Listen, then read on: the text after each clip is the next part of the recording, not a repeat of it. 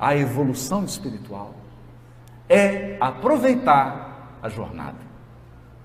Aproveitar a jornada, porque você sempre estará se aperfeiçoando. O único que não melhora é Deus.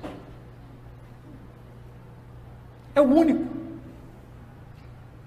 Deus é imutável. Então, Deus está fora da reforma íntima. Ele já é perfeito para sempre e constante. Nenhuma criatura o é. É por isso que quando o doutor da lei indaga Jesus com um elogio assim, bom mestre, Jesus pergunta para ele, por que você está me chamando de bom? Bom? Só o Pai. Nós estamos no caminho da bondade. E aí então surge a mensagem do Dr. Bezerra de Menezes chamada A Diferença. O Dr. Bezerra de Menezes estava falando para um público no mundo espiritual. E alguém espírita fez uma pergunta ao Dr. Bezerra de Menezes. Dr. Bezerra de Menezes, eu não aguento mais esse movimento espírita. Eu não aguento mais os espíritas. Mas para falar a verdade para o senhor, eu não aguento mais a mim mesmo. Eu já não me aguento mais. Deixa eu explicar para o senhor por quê. Porque eu ainda sou invejoso. Pelo menos ele era sincero, né? Eu ainda tenho maldade dentro de mim. Eu sou ciumento. Sou às vezes nervoso e irritado. Às vezes eu falo mal das pessoas. Às vezes eu prejudico. Portanto, eu não estou preparado para esse trabalho que o Senhor está nos convidando a fazer. Dr. Bezerra de Menezes ouviu com toda atenção e disse para ele assim, meu filho, eu também. Todas essas imperfeições que você está dizendo, que o movimento espírita tem e que você tem, eu também tenho. E aí o encarnado que estava desdobrado arregalou os olhos. Ficou impressionado com aquilo. Mas aí o doutor Bezerra de Menezes disse, mas há uma diferença. Uma diferença. Aí, qual que é a diferença, doutor Bezerra de Menezes? A diferença é que antes eu corria na direção de tudo isso. Eu achava bom ser invejoso. Achava bom fazer mal para as pessoas. Achava bom ser grosseiro. Eu corria na direção dessas imperfeições. Hoje, a diferença é que eu corro dessas imperfeições. Essa é a diferença. Hoje nós já compreendendo que cada imperfeição do espírito lhe traz um gênero de sofrimento. Um gênero de sofrimento. Portanto, pelo número, Kardec chega inclusive a dar esse exemplo, pelo número de imperfeições que você tem, é o número de sofrimento que você tem na sua vida. É só fazer a conta. Todas as imperfeições trazem um tipo de sofrimento. É que às vezes nós não temos o olhar para identificar o sofrimento que a imperfeição traz. Por exemplo, é muito difícil ser nervoso. É difícil. Não é fácil. Outro dia eu dirigia no trânsito, porque o trânsito de Belo Horizonte é muito calmo. É igual ao de São Paulo. Só que lá em Belo Horizonte eles são mais nervosos. Então, eu dirigi o carro, levando meu filho para a escola.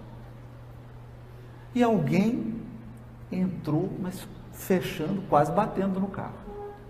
Então, naquele momento, veio à tona meu passado espiritual.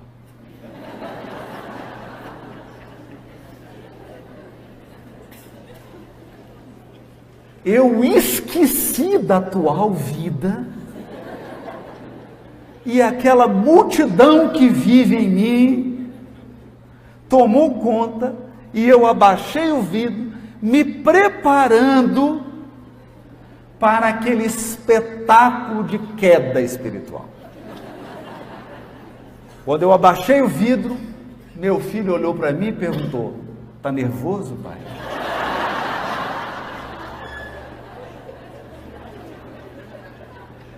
E aí eu olhei para ele, pensei no que ia dizer e só balancei a cabeça. Sabe o que ele disse? É bom ter um fiscal em casa.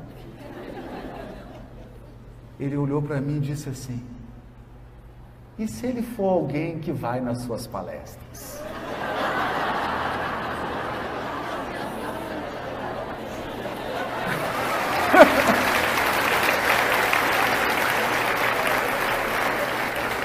Aí eu subi o vidro e disse para ele assim: "Aí o papai está desmoralizado." Imagina, a pessoa te festa, você xinga ela, fala: "Olha, eu assisto suas palestras, assisto seus vídeos." E aí eu entendi o que é a bênção do trabalho. Porque nós estamos sob vigilância. Porque se nós não temos ainda a bênção da espontaneidade, que é característica dos espíritos superiores, porque os espíritos superiores são bons espontaneamente. Nós, pelo menos, temos a bênção da disciplina. Somos um jumentinho com a carroça. Você tem vontade de se comportar como um jumento, mas a carroça não deixa. E através desse clima de disciplina e de esforço espiritual, com serenidade e paz, nós vamos reformando o avião enquanto o avião voa. Então esse é o primeiro segredo da reforma íntima. O carro da nossa vida está em movimento. Eu vou usar uma outra metáfora. É como reformar sua casa, todo mundo morando nela, sem poder sair. Essa é a reforma íntima. Então, se você não conduzir com muita calma, você vai se desesperar. Se desesperar. É assim e por esta razão que os Espíritos nos esclarecem que um dos elementos da caridade é a indulgência. Indulgência é assim: você faz uma coisa, e aí quem te ama fala assim: ele está nervoso, aí não dormiu bem, está com um problema. Então as pessoas que nos amam, elas têm uma cota maior de tolerância para com aquelas partes de nós que ainda não foram iluminadas. E quem é capaz de viver sem indulgência? Qual relacionamento humano sobreviveria sem indulgência? Nós não pensamos nisso. E a indulgência que nós recebemos é também aquela que nós damos. É a que nós damos. Quem é mãe, quem é pai, sabem disso. Com um filho, você tem que ter altas doses de indulgência. Porque se você quiser corrigir todas as imperfeições ao mesmo tempo, você vai enlouquecer seu filho ou ficar louco. E a vida vai perder o sabor. Vai perder o sentido. há de ter felicidade também na jornada. Na jornada.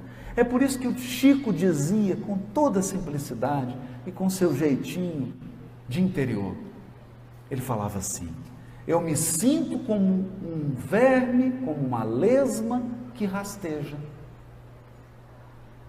Aí fala, nossa, coitadinho. Mas olha como é que ele completa: uma lesma que rasteja sempre para frente. Sempre para frente. Porque quantos de nós está rastejando em círculo?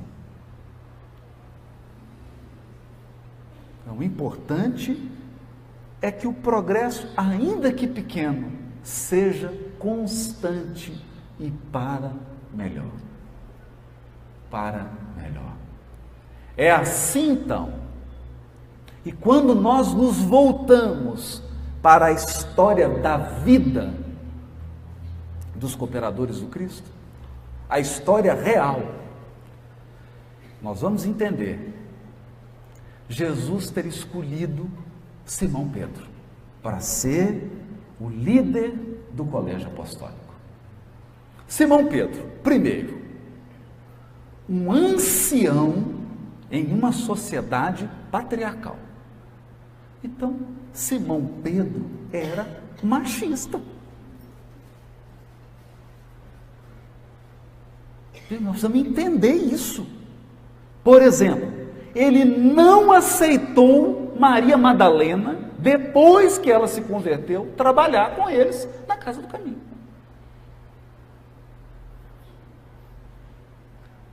Maria de Magdala se converteu, passou a cooperar, foi ela a primeira a receber de Jesus a mensagem da imortalidade da alma. Mas ela procurou trabalho e falou: Maria, não tem jeito, teu passado te condena, e aí você fica aqui convivendo com a gente, não dá, aqui nós não podemos te aceitar. Não teve jeito, ela teve que buscar trabalho em outro local. Simão Pedro era nervoso, bravo. Quantas vezes ele se precipitou? Quantas vezes? A ponto de Jesus chamar a atenção dele. Muitas vezes. Quantas vezes ele, porque nós falamos do caso especial de Simão Pedro, porque Simão Pedro era o seguinte: ele acordava e ia tomar café, Jesus estava com ele, do lado, tomando café com ele. E pescador toma café cedo, vocês sabem disso. Ele ia para o barco pescar, Jesus estava na beira do lago. Ia almoçar, Jesus estava almoçando com ele. Jesus dormia na casa dele. Isso durante 3 anos. E no entanto, ele teve dúvidas no momento em que Jesus caminhava sobre o lago. Teve dúvida. Titubeou. E no momento mais importante, ele, todo corajoso, porque ele era também impulsivo e impetuoso, ele disse: eu, mestre, eu jamais vou te trair, né? Jamais. Aí Jesus olhou e falou: Simão, o dia não vai nem amanhecer, você vai me negar, não é uma, não, são 3 vezes. E quando ele pronunciou a 3ª negação, aí que ele entrou no verdadeiro processo da reforma íntima, que é quando você se enxerga do tamanho que você é. Do tamanho que você é.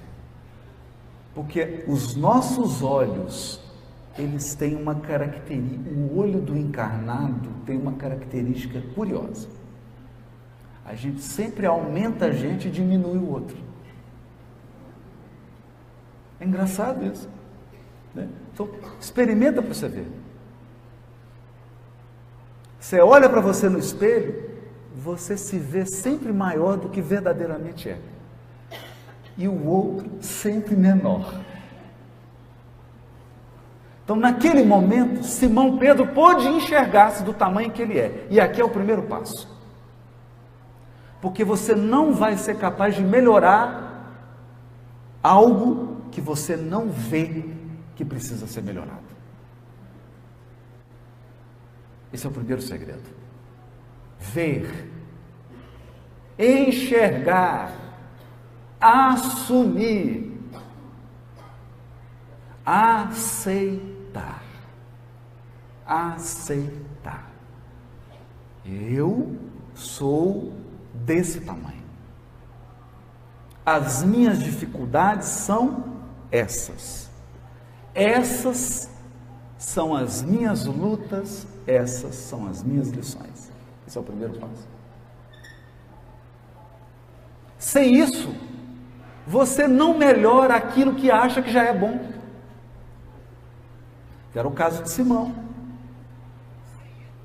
Mas o mais importante é que a escolha de Jesus nunca se baseou no fato de Simão ter ou não ter imperfeições. Jesus sabia que ele tinha imperfeições e mesmo assim o elegeu para ser o líder dos apóstolos e elegeu antes de Simão ter negado, sabendo que ele iria negar. Aqui então vem o segundo ponto que nós precisamos entender. Nós precisamos entender isso aqui. Eu vou agora pedir para as mães aqui pensarem em algo. Quando seu filho ou a sua filhinha não sabiam andar ainda, você amava menos do que hoje?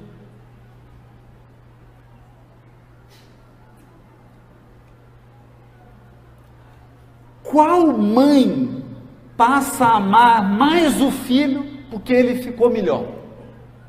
Não.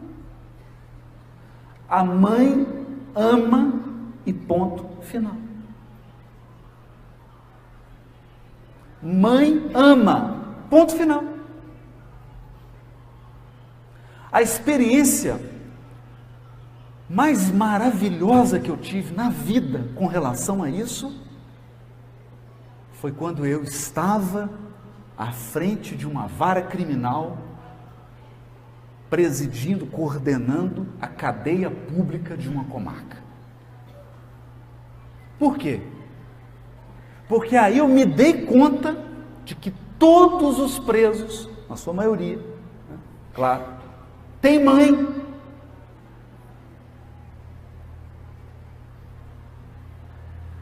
Então você sentenciava, prendia, chegava a mãe. Chegava a mãe. E aí eu pude testemunhar o que é realmente o amor.